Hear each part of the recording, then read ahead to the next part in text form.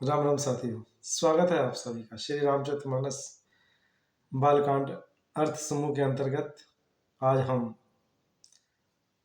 43वें दोहे में प्रवेश कर रहे हैं,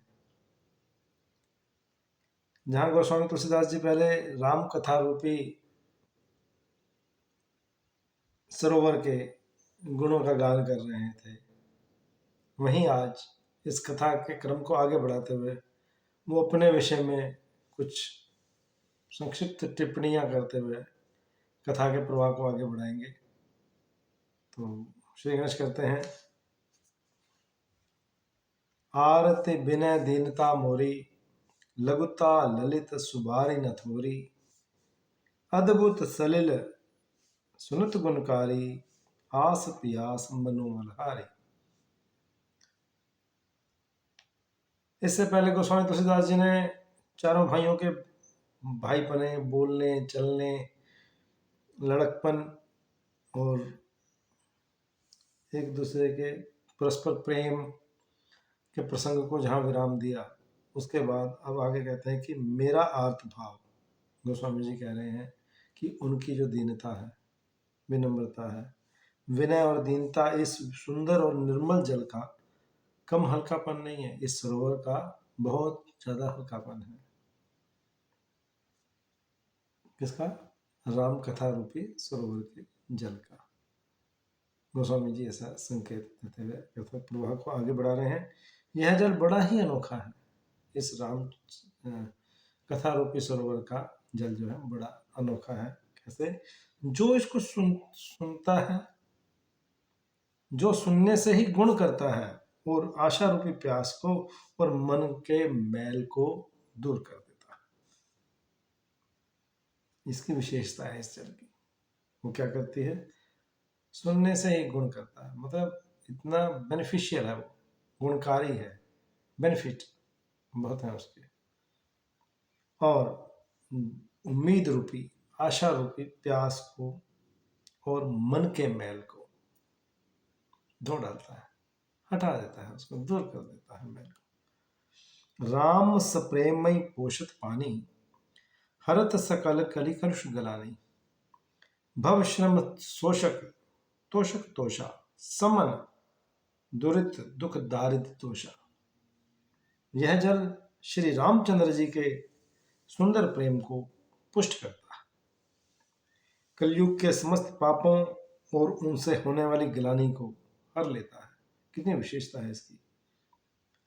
एक तो रामचंद्र जी के सुंदर प्रेम को पुष्ट करता है, आपकी भक्ति की भावना को दृढ़ करता है, उसका पान, यदि आप उसको जल को ग्रहण करते हैं तो। इसको राम कथा का आनंद लीजिए। और उससे क्या होता है? राम जी के प्रति आपका प्रेम पुष्ट होता है, क्योंकि भगवान भगत के वश में है। जितनी हम भक्ति करेंगे, भगवान उतने ही हमारे करीब आते जाएंगे। ये हमारा ही कदम बढ़ाने के ऊपर निर्भर करता है कि हम कितना बढ़ पाते हैं। वो तो बाएं फैलाए खड़े हैं प्रभु, वो तो बड़ी उम्मीदें रख के बैठते हैं कि मेरा भक्त आएगा, मुझे ऐसे करेगा, वैसे। हम है क्यों? पूछते ही नहीं, उस तरह ध्यान ही नहीं देते उनकी तरफ। तो क्या करें? कैसे कृपा बरसाए अपनी, और किसके ऊपर बरसाए?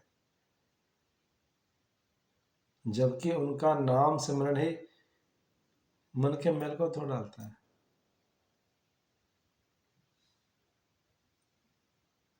कलयुग के समस्त पापों को और उनसे होने वाली गिलानी को भी हर लेता है। संसार के जन्म मृत्यु रूपी श्रम को सोख लेता है, जन्म मरण में नहीं पड़ने देता। ये राम कथा नहीं पढ़ने देगी आपको।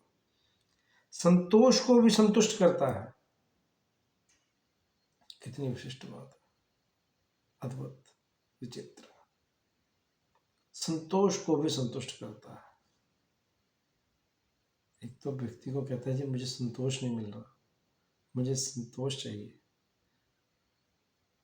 मन की शांति चाहिए, कि मैं जो प्राप्त है वही पर्याप्त है, ऐसा संतोष जिनके पास है, उसको भी संतुष्ट करता है, उसको भी और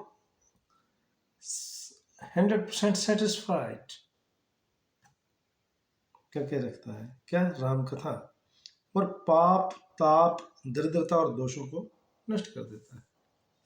ये राम कथा की विशेषताएं हैं।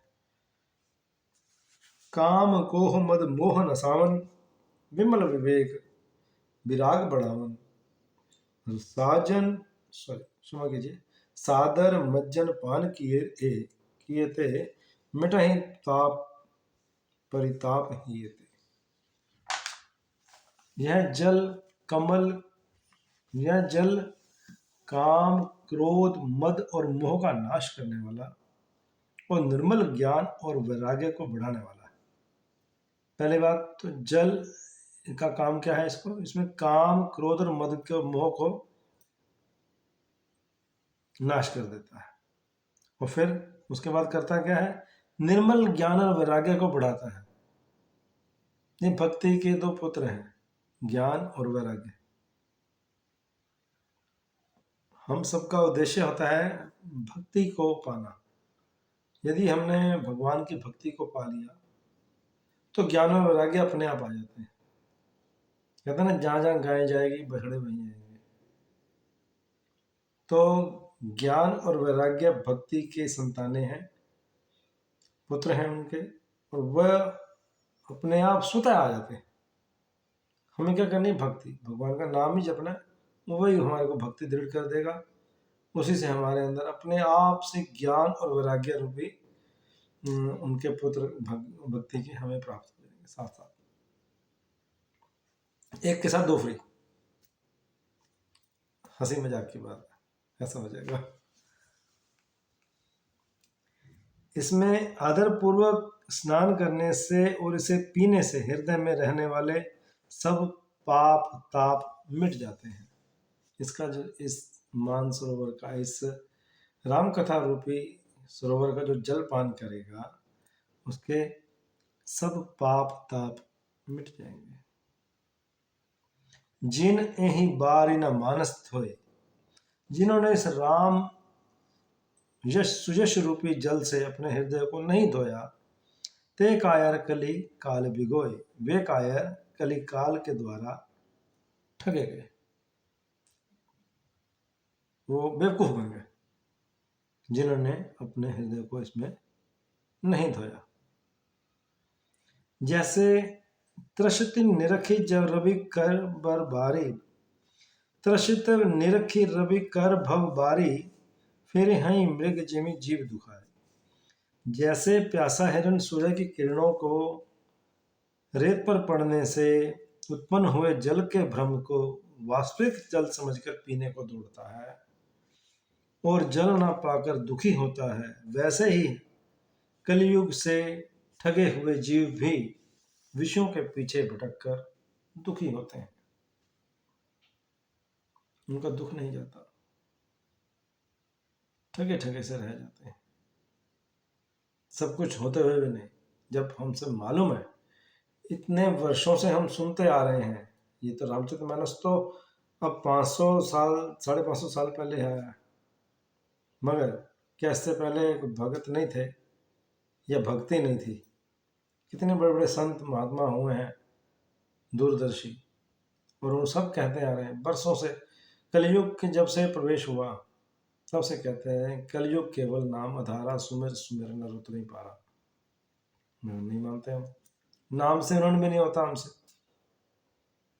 कैसे चलेगा? तो हम ठगे हुए तो हैं, ठगे जा रहे हैं जब तक ईश्वर का नाम नहीं लेते हम, राम से दूर हैं जब तक। मति अनुहारी सुबारी गुण, गन गनि मन अनवाय, सुमरिस भवानी शंकरई, कह कवि कथा सुहाय। अब रघुपति पद पंकरुहु, हे धरि पाई प्रसाद, कहूँ जुगल मुनि बरे कर, मिलन सुभग संवाद। यहाँ गोस्वामी तुलसीदास जी क्रम को, कथा के क्रम को आगे बढ़ाते हुए वक्ता और श्रोता तक लाके आज यहाँ पे विराम देंगे। मैं अभी उसको पढ़ के उसके अर्थ को आपको बताता हूँ।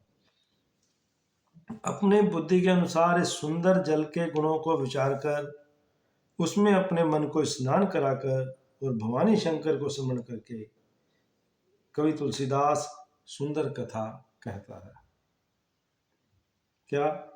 मैं अब श्री रघुनाथ जी के चरण कमलों में हृदय में धारण करके श्री रघुनाथ जी के चरणों को अपने हृदय में धारण करके क्या करते हैं? उनका प्रसाद पाकर, उनकी चरण धूलि लेकर, चरणामृत लेकर दोनों श्रेष्ठ मुनियों के मिलन और सुंदर संवाद का वर्णन करता हूं। ऐसा गोस्वामी सच ने कहा। यहाँ 43वां दोहा संपूर्ण होता है बालखंड का। यहीं मैं आज अपनी वाणी को विराम दूंगा। नेक्स्ट एपिसोड से मुनि याज्ञवल्क्य और मुनि भारद्वाज की मिलनी और वहाँ उनसे उठे हुए प्रश्न उत्तरों से रामचरितमानस का सही मायने में श्री गणेश यहाँ से हो जाएगा। तभी मिलेंगे अगले एपिसोड में। तब तक के लिए जय श्री राम।